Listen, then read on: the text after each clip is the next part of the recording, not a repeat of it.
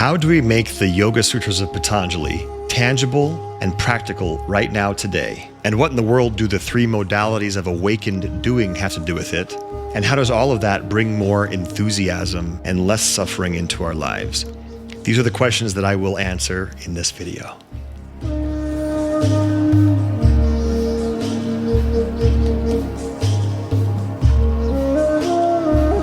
Sometimes students of yoga philosophy ignore the Yoga Sutras of Patanjali because it's not a sexy text. And what I mean by sexy text is it doesn't teach us how to control prana so we can heal ourselves. It doesn't teach us how to vivify our Manipura chakra and shoot energy out of our third eye. But what it does teach us how to do is eliminate suffering in our lives. And sometimes the 196 sutras that Patanjali in all of his brilliance put together, sometimes it's not as clear to the average student of yoga as to what to do and how to do it effectively. Some of the sutras in the 196 are very clear. For example, Patanjali will say in the first chapter, when you have thoughts of negativity or jealousy, cultivate the opposite thoughts. Now, that's very clear. That's very simple. He will also say things like, practice your yamas and niyamas, and one of the yamas is satya, be truthful. One of the other yamas is ahimsa. Don't harm any living creature or yourself. So those are very straightforward and clear and practical. But we also have sutras that refer to Ishvara and resigning to Ishvara. Well, what the heck is Ishvara? Is Ishvara God? Is Ishvara the universe? Is Ishvara the galaxy? Is it nature? Is it Krishna? Those kinds of things tend to become nebulous and vague, and then a lot of yoga students close the book and open up something else like the Hatha Yoga Pradipika or something about chakras, or they go and take a hot yoga class because it's more sensational and it's more like right now I feel something and I feel better afterwards. As opposed to really understanding what Patanjali was teaching, which is a self-transformation process from the inside out, not the outside in. See, Hatha Yoga is very important. Physical practices are important. However, that's not the whole picture. Raja Yoga addresses the inner man, the inner human, not just the muscles and the flexibility and the organs and joints. That was a very long-winded intro. This video is about practicalizing the Yoga Sutras into a more succinct teaching. And I'm so grateful that I came across Eckhart Tolle early in my spiritual life, because this book, A New Earth by Eckhart Tolle, is Raja Yoga in action. It's Patanjali's teaching for the modern day in extremely tactile nuggets or sutras. It's not in sutra form per se, but it's teachings that you can apply to every aspect of your life.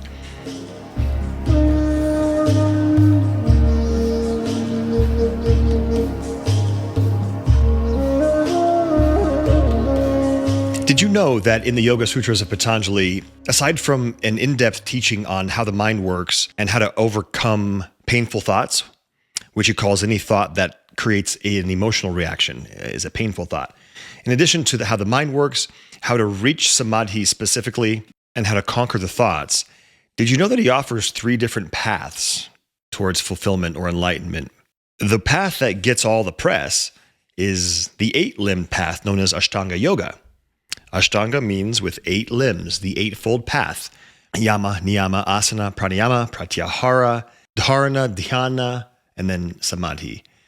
If you've taken a yoga teacher training, you will surely have studied those 8 limbs, the yamas and niyamas containing 5 guidelines each, in many ways synonymous with the 10 Commandments in Christianity and the Noble Eightfold Path in Buddhism. And those 8 stages or limbs of yoga are accessible, are relatable to most people, and it is a clear path towards samadhi. However, the other 2 that I mentioned are lesser known, and you can view these 3 different paths as the mild, medium, and intense pathway towards, you can even call it liberation. Achieving the end of these 3 paths doesn't mean that we will have ascended from our physical bodies, not needing to come back to earth. That's not what we mean. It means that we will have achieved soul union.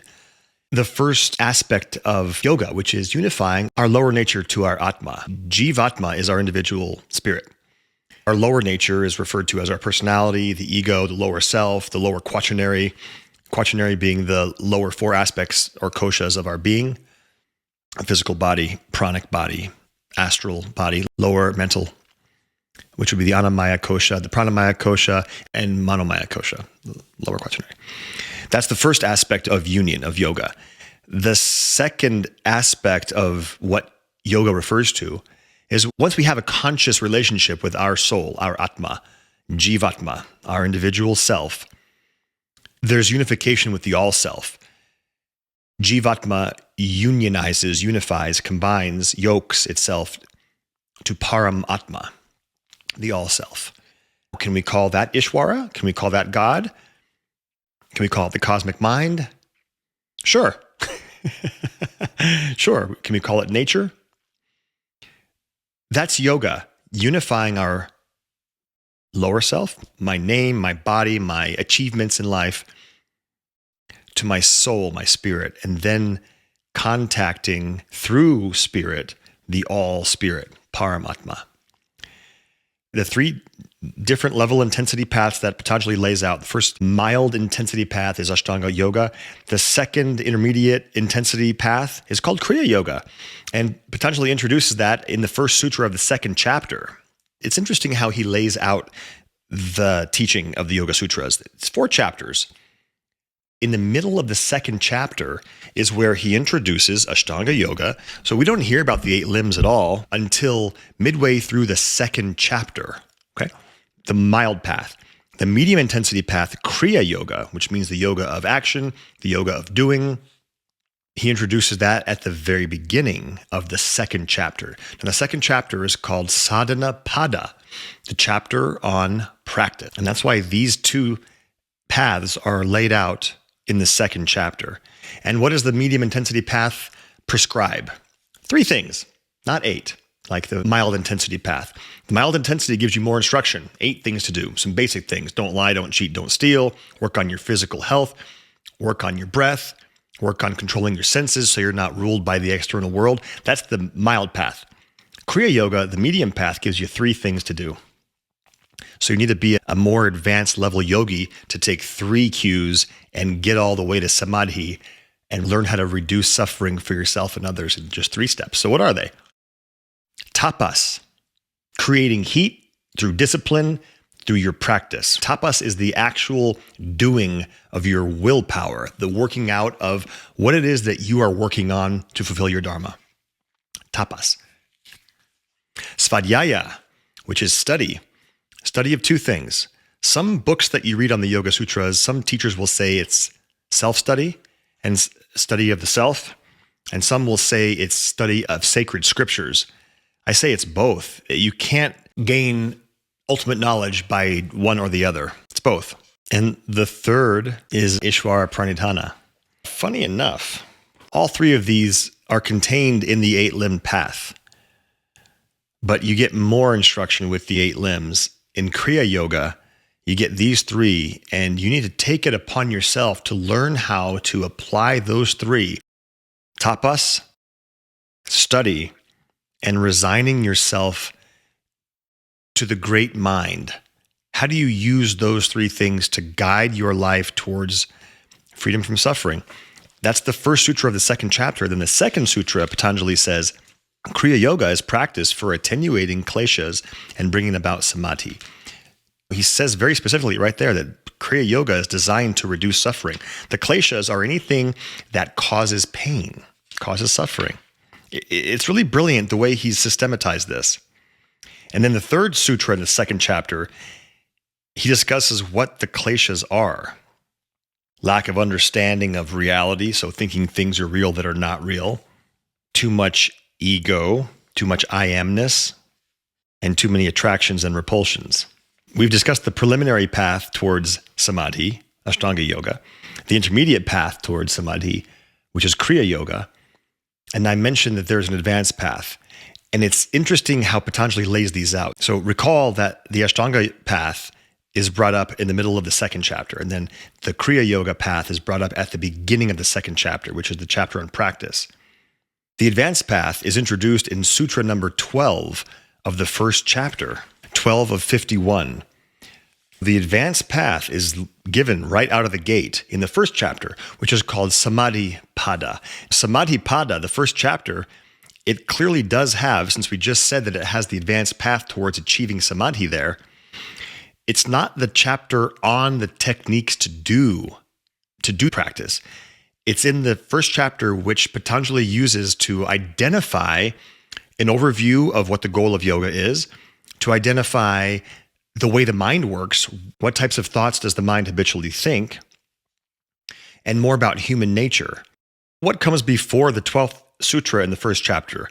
He introduces what the goal of yoga is in the second sutra, Yoga Chitta Vritti Nirodha. He tells us what yoga is. Union is achieved by calming the roaming tendencies of the mind. That's yoga. That is yoga, calming the mind. And then the third sutra says, when the yogi does this, calms the mind, she or he rests in her or his own essential nature. In other words, a calm mind is our natural state. Then he goes on to say, in other states, meaning when we're not one-pointed and the mind is not calm, we tend to assume the identity of our thought forms. And usually our thought forms relate around our lower nature. This gender, this skin color, my job, my achievements or lack of achievements, my emotions. That's the common state of humanity, but it's not our natural state. The natural state is when we have a calm mind and we're unified with our higher self. Lower nature, our brain, our everyday consciousness is linked, is bound, is operating through and with Jivatma, our soul. I wonder how many of us can say, I operate through my soul every day. That'd be nice. Many of us are moving towards that direction. If the whole world got there, the world would be a better place. Patanjali tells us that. And then he describes in the next few sutras the 5 types of thoughts that we think and whether those thoughts are afflicting or non-afflicting. Do those thoughts cause pain or not cause pain? And I love that teaching. It's so concise. He says any thought that results in an emotion is a painful thought. And he doesn't clarify which emotions are painful or not. He says any emotion. And of course, the question becomes, what about thoughts that cause happiness and thoughts that cause excitement? That's a whole different discussion that I would love to get into, and we will talk about the illusion of emotions and why the word ocean is in the word emotion, and ocean implying waves and surges, storm surges and swells. Okay. And then he says, how do you suppress the mind? How do you start to control the roaming tendencies of the mind? The advanced path towards samadhi, which is 2 things. We go from 8 to 3, and now to the advanced path, it's 2 things. Abhyasa vairagya bhyam tan nirodha. Abhyasa, meaning practice, similar to the word sadhana. Vairagya. Vairagya is the big daddy. Non-attachment. Tan nirodha. Nirodha means the state of no thought or a cessation of mind tendencies, mental tendencies. It doesn't mean the mind goes blank. It means one-pointed awareness. Yeah, one-pointed awareness. So learning to focus the mind and keep it there. Practice, non-attachment, gets the mind calm. That's the advanced path. So, with all this groundwork being laid on how to achieve peace and soul contact, thus allowing us to teach others and help make the world a better place, what can you do right now to work on that? Yes, of course, you can sit and perhaps just do a breathing technique. Maybe listen to a Yoga Nidra recording, lie down and relax yourself. You can go to a yoga class and work on calm breathing and movement to get the mind calmer. Of course, you can do those things. And yet, when you leave the yoga studio and get into traffic and maybe somebody cuts you off and you get mad, what happened to all the calmness you cultivated in class? Or after you experienced a beautiful meditation in nature or in your sacred space at home, and then you get a phone call and a family member has gotten worse and they require your assistance because they only have X number of weeks to live. What happened to the peace and calmness that you just cultivated? In other words, life is going to happen outside of our Zen den or our yoga practice or shala space. And that is where Eckhart Tolle shines. That's where we get beautiful gems of practice that Terry and I took along with this Yoga Sutras teaching. And that's where our book came from. And the specific teachings that I'm sharing with you today are from Eckhart Tolle and what Terry and I mentioned in our book. The three nons and Eckhart Tolle's three modalities of awakened doing. Let's dive in.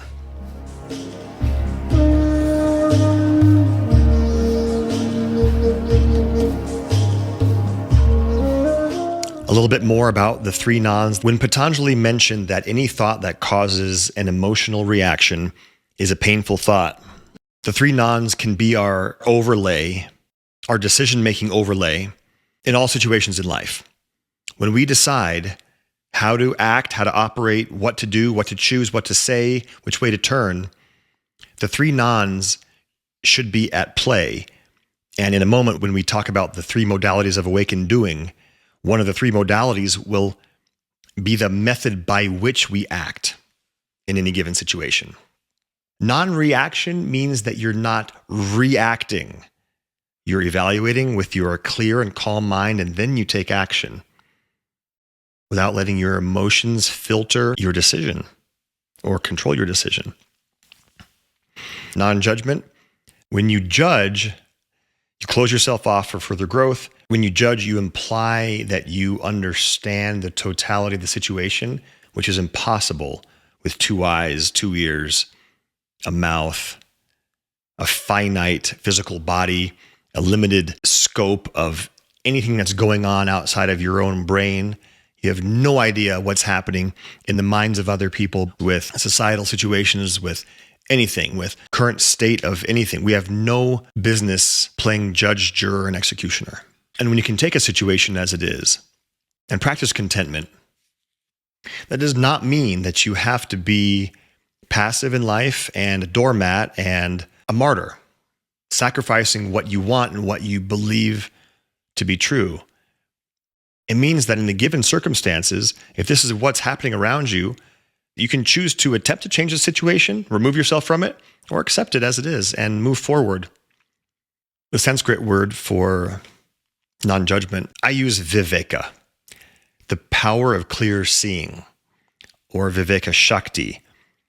When we judge a book by its cover, or when we make a decision without even investigating anything, even if you did investigate, we're not seeing clearly.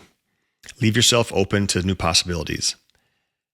Many of us have experienced something that's very good in life, and at first we thought it was not good, and vice versa. We experienced something very unpleasant because we thought it was very pleasant at first. If we wouldn't have judged so fast, we might have saved ourselves some heartache.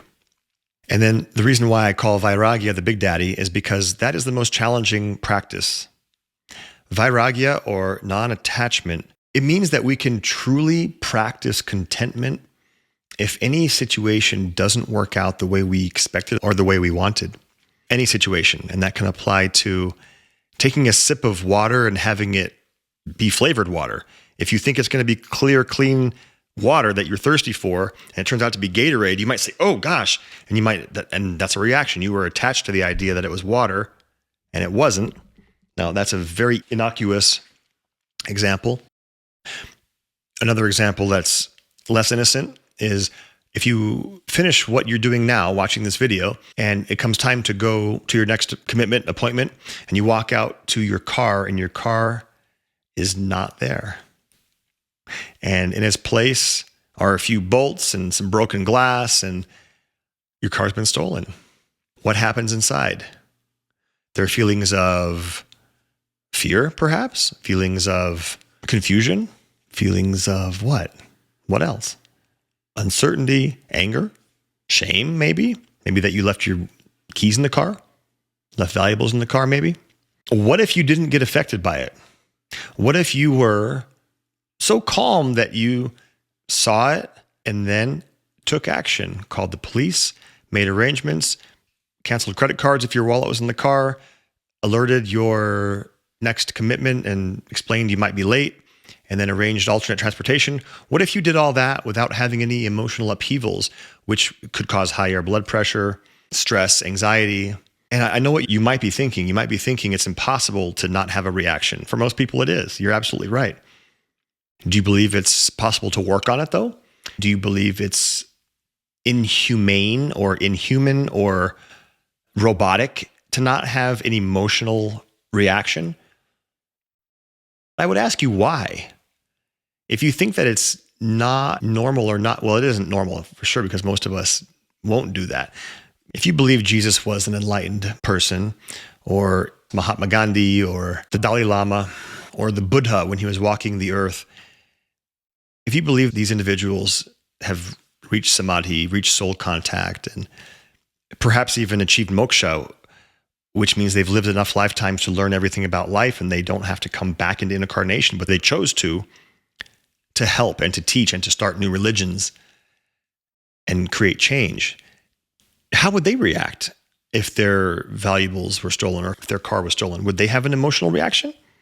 Would they get angry or sad or hurt? Or would they lose their temper and yell? Or would they calmly evaluate and act? If that isn't evidence as to why this is a valid practice, I don't know what is. The three nans, as unsexy as they are, as unfun as they are to do in the mirror in a yoga class, because what would you really do? Practice non-reaction. You want to do handstands and we want to do strong yoga poses. Those are sexy and fun, but those certainly don't create lasting peace and happiness. They can create temporary peace and happiness, perhaps. Maybe not even peace, just happiness. Temporary, and then it fades very fast. So the three nans, this is the first practical, tangible extraction from the Yoga Sutras that we can take. The three modalities of awakened doing, as taught by Eckhart Tolle in his book, A New Earth. This book is Raja Yoga in action. Eckhart Tolle discusses all of the obstacles towards samadhi that Patanjali teaches us about as well. Eckhart Tolle says it in different language and in perhaps more approachable language and more accessible suggestions and tools and technologies to use right now, today in your life. And once we arrive at the last chapter called A New Earth, he introduces this brilliant teaching about how any individual will operate when there's an awareness of higher self, an awareness of peace, a taste or a glimpse of the inner realms, which is our true nature. As Patanjali says, it's our natural state.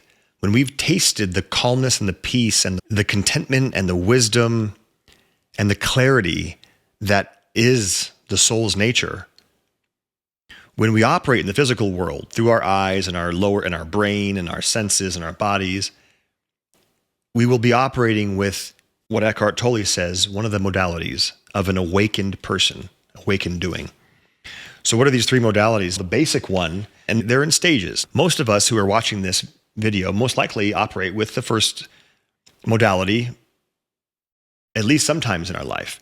And the word that he assigns to these modalities, the words, are not what's special about them. It's the implications that are special, and to me, one of the most profound offerings in yoga philosophy. The word is acceptance. The first modality of awakened doing is living with acceptance. We've heard that many times in different contexts. Acceptance in this context means that we don't fight reality, that we don't claim that life is unfair. I know some of us feel that life is unfair, whether it's the government doing something that they shouldn't be doing or that we don't think it should be doing, or our employers doing something that's unfair, or society in general being unfair, or treating certain people unfairly. I know that's common. Let me ask you. My intention is not to trigger you or to poke at you. My intention is to ask you, when something is unfair, how do you feel about that? You don't feel very good, right? Obviously. And at the same time, are we going to change that right now? No. We can work on changing it. Activism is a thing. Evolution of consciousness is a thing. But the fact of the matter is, there are injustices happening all over the world right now. And it makes us feel bad, sometimes terrible, sometimes physically painful, and many times emotionally traumatized. So how do you practice acceptance when there are injustices happening? The clue comes from something that the Dalai Lama says. He says that when he thinks about terrible situations happening in the world, he asks himself, can I do something to fix this problem? If there is, I do it. If there's not anything that I can do to fix it, worrying about it doesn't fix it. If we worry, if we give our precious energy to whatever it is that's causing us emotional suffering, it's really a choice. We're not accepting. This teaching is not asking us to agree with what's happening. That's not what we're being asked to do at all. What acceptance means is we're not denying it and we're not fighting the fact that it's happening. Fighting the fact that it's happening is not the same thing as trying to change it or fighting it. Fighting the fact that it's happening means we're frustrated about it happening and we're mad about it happening and we wish it wasn't happening. We can, of course, wish things were different, but are you allowing suffering to creep into that wishing? If you are, let's just be very honest here. It's not the situation or person that's going into your brain or your endocrine system or your emotions somehow and forcing you to feel these things. We're perceiving it, we're processing it in our brain, and we're reacting to it. I wish we could discuss this in person because I know what some of you are thinking right now. In other words, acceptance is taking responsibility for your current situation, no matter what form or what shape the present moment for you takes. One of the examples of this that I like giving, because most of us have experienced a flat tire before. Of course, the flat tire isn't necessarily your fault, right? Maybe you ran over a nail or something, but how could you have seen it in the road? Maybe someone slashed your tire. But what if you did get a flat tire, regardless of whose fault it is, And what if you're in the middle of nowhere? What if you're on a rural road and it's nighttime? It's raining. Yeah, it sucks. Can you accept it? If you don't accept it, you're kind of delusional because it happened. So instead of allowing a temper to flare up, yelling, hitting the dashboard, hurting your hand, possibly causing an accident, what do?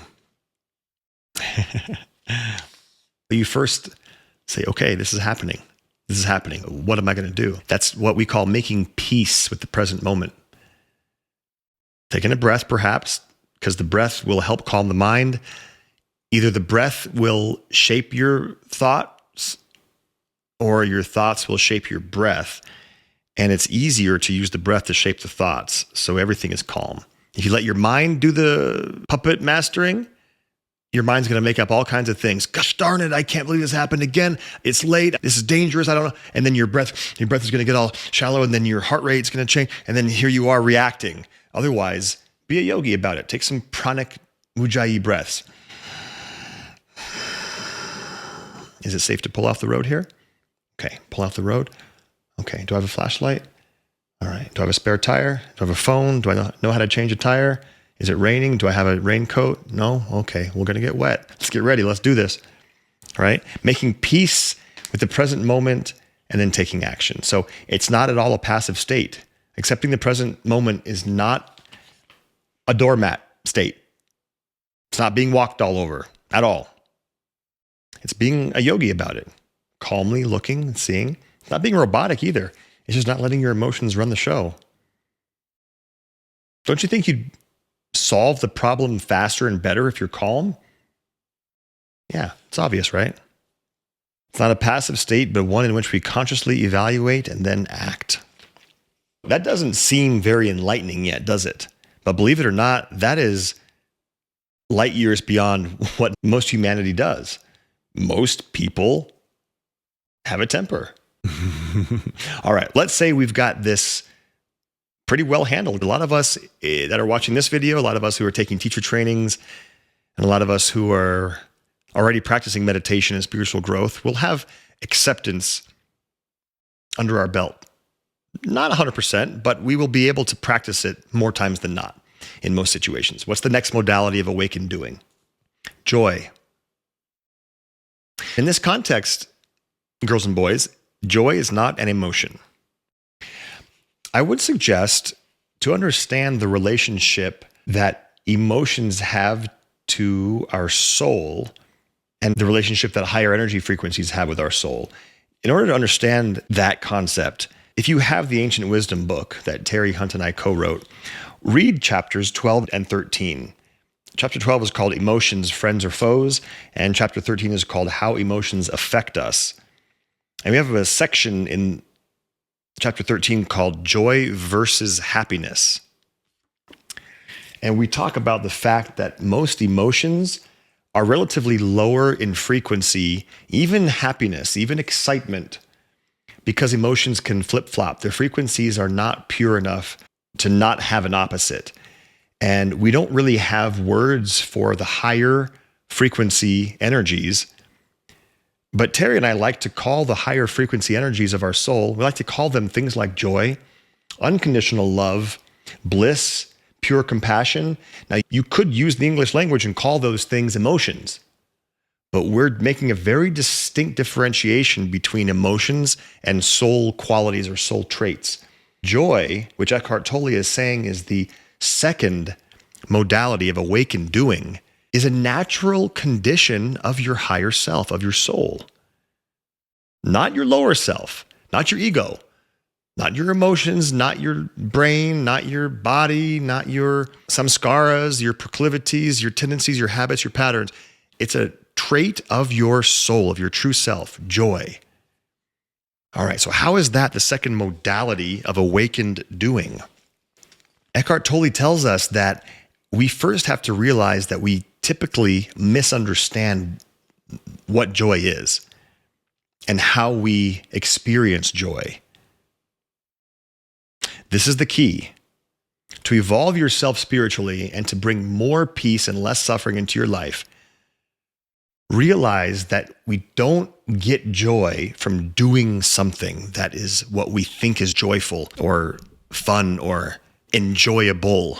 Yeah, stay with me. We do not experience joy from doing something that we think is enjoyable. Most of us think that we get joy from what we do. Let's flip it around and think of it as joy flows into what we do. We allow joy to flow into what we do. But why does it seem like it's the other way around? Why does it seem like when we do something enjoyable, that's joy? How do we just let joy flow into doing the dishes or raking leaves? Well, you can. You can. If you're intensely present, you're not thinking about the future or the past, you're in the moment, and if scooping poop or raking rocks or picking up garbage from the side of the road, if you're doing a service project, you can have joy. It's just harder because we're conditioned to derive peace and happiness and fun from external things. We don't normally practice opening up that inner portal to our soul and allowing the qualities of the soul to imbue, imbibe, and vivify our lower nature and then thus flow out into the physical world, whether we're scooping garbage or watching the Bolshoi Ballet perform the Nutcracker. The same joy could be experienced in any situation, but we're conditioned to think we find it in fun things we do. So again, once we learn how to, first of all, accept situations that are unpleasant and work through them, then we can start to learn how to allow joy to flow into most things that we do. Joy. The misperception of enjoying what we do, but allowing joy to flow into what we do. Joy, in this sense, again, is not an emotion, but it's a soul trait. If you're waiting at the DMV for 3 hours, you could be enjoyment. You could sit and breathe and be at peace. Yeah, you could. Why wouldn't you want that, right? Why wouldn't we want that? Yes, you could look at Instagram too. That doesn't usually cause happiness and peace. You got acceptance, first modality. We got joy, second modality of awakened doing on our life journey towards enlightenment. The third, it's just a word, but the implications are amazing. The word is enthusiasm. Enthusiasm. When we live with enthusiasm, Eckhart Tolle says that's the third modality, the most elevated way to live if we're an awakened person on our way to soul liberation. Enthusiasm. He chooses that word for a specific reason. If you look at the etymology of enthusiasm, entheos. Entheos. Those are two Greek words. What do we think theos means? Theos is a common prefix in many words that relate to God or church or theology or theosophy. So theos means God. And entheos, means in God. And that's where the word enthusiasm comes from. Did you know that? I didn't know that until I read that book. When you're enthusiastic, you're operating in God.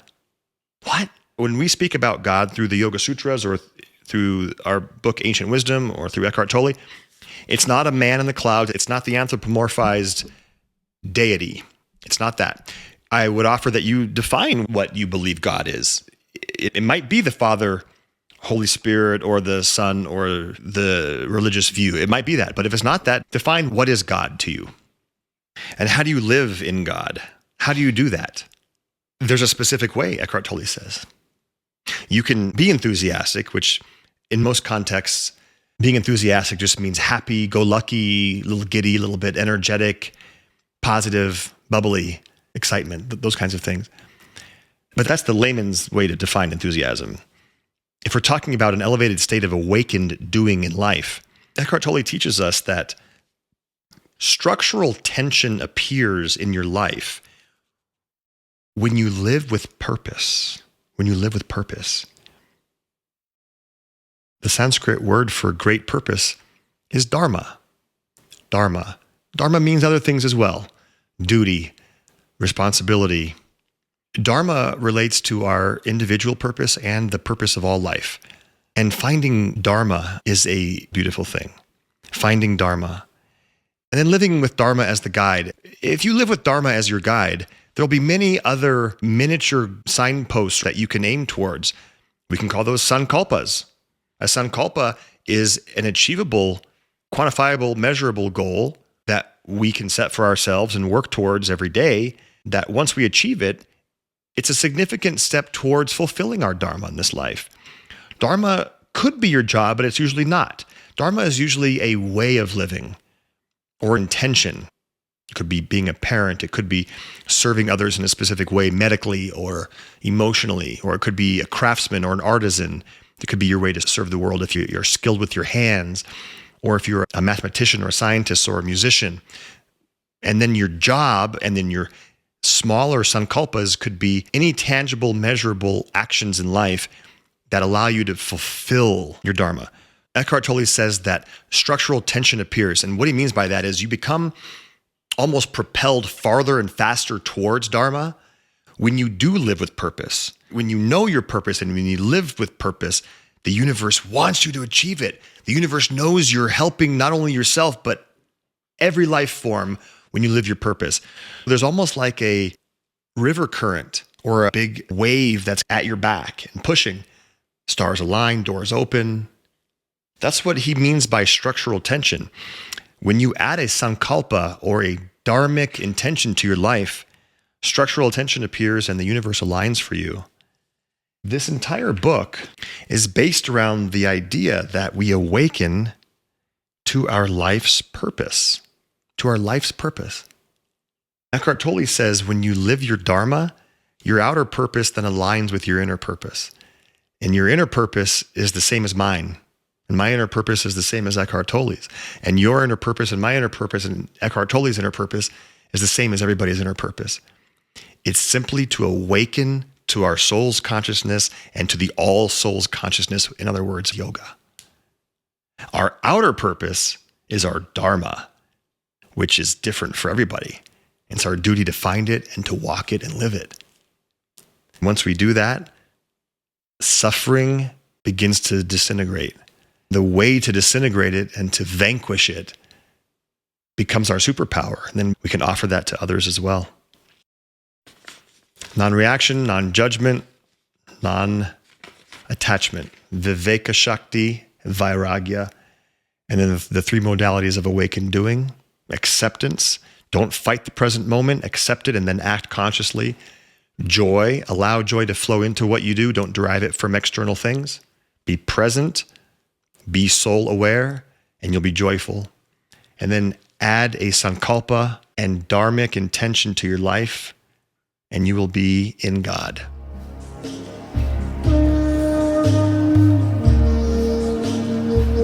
If you know me, you know that I'm an amateur scholar, and I love researching, and I love books, and I love trainings and teachings that can really help provide us with tools to live better and to live more of an enthusiastic life of purpose, and one that will help others as well. Another brilliant teaching that corresponds beautifully with everything we've already discussed is this book. It's called The Four Desires by Rod Stryker. Let's check out the subtitle here: Creating a Life of Purpose, Happiness, Prosperity, and Freedom. What was the subtitle under Eckhart Tolle's book? Awakening to Your Life's Purpose.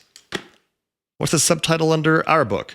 Ancient Wisdom for a New Age, a Practical Guide for Spiritual Growth.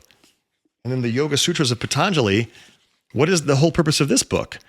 Is to reduce suffering by conquering the mind and achieving soul union, which is the inner purpose for everybody.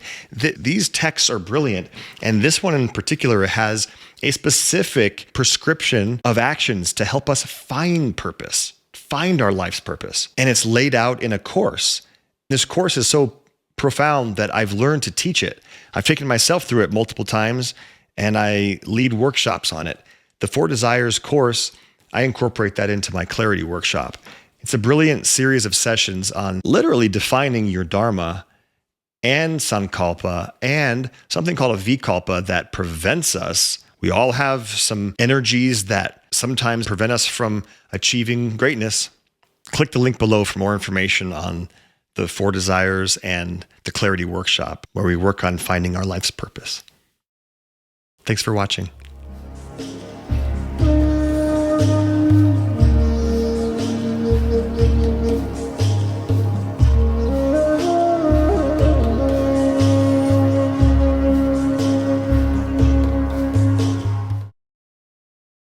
Three nuns walked into a bar. The first nun, non-reaction, asked the bartender for a Jack and Coke. The bartender acted as if he didn't even hear the nun ask for it and just slid a Coors Light down the bar top. Non-reaction grabbed the beer and said, "Oh, Mr. Bartender, I ordered a Jack and Coke. This is a Coors Light." The bartender looked and said, "Oh my goodness. I'm sorry. I misunderstood. Here's your Jack and Coke. By the way, it's on the house. Don't worry about it." The second non-judgment, coming from a higher society household, said, "Bartender, I'd like to order a glass of Dom Perignon champagne."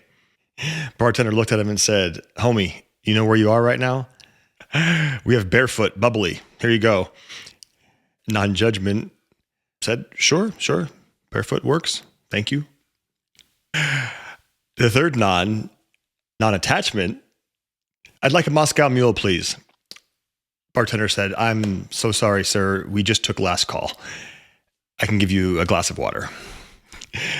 Non-attachment said, "Thank you. I'll take the glass of water." There you go. That's the key to enlightenment. The three nons.